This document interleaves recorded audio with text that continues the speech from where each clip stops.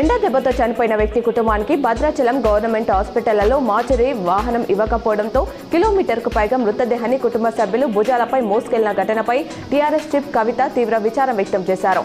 ఇంతకన్నా అమానుషం అమానవీయం ఉండదని ఆవేదన వ్యక్తం చేశారు.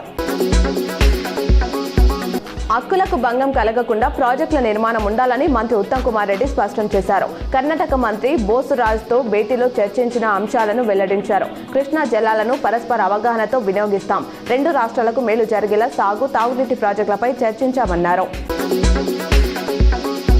నిజామాబాద్ సమీకృత జిల్లా కార్యాలయాల సముదాయ సమావేశ మందిరంలో సోమవారం నిర్వహించిన ప్రజావాణి కార్యక్రమానికి 177 ఫిర్యాదులు అందాయి. జిల్లాలోని వివిధ ప్రాంతాల నుండి వచ్చిన ఫిర్యాదుదారులు తమ సమస్యలను అదనపు కలెక్టర్ కిరణ్ కుమార్ భుజంగరావుకు తెలియజేశారు.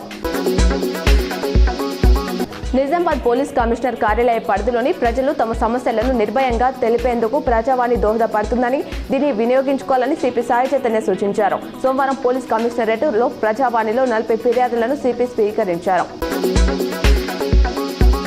ఇందల్వయం చంద్రాన్పల్లిలో హైవేపై ఘోర రోడ్డు ప్రమాదం జరిగింది. స్థానికుల వివరాల ప్రకారం హైవేపై వెళ్తున్న లారీ టైరు పేలడంతో వెనుక వెళ్తున్న వాహనాలు ఒకదానికొకటి ఢీకొన్నాయి. ఈ ఘటనలో పలువురు ప్రయాణికులకు తీవ్ర గాయాలు కావడంతో నిజామాబాద్ జిల్లా ప్రభుత్వ ఆసుపత్రికి తరలించారు.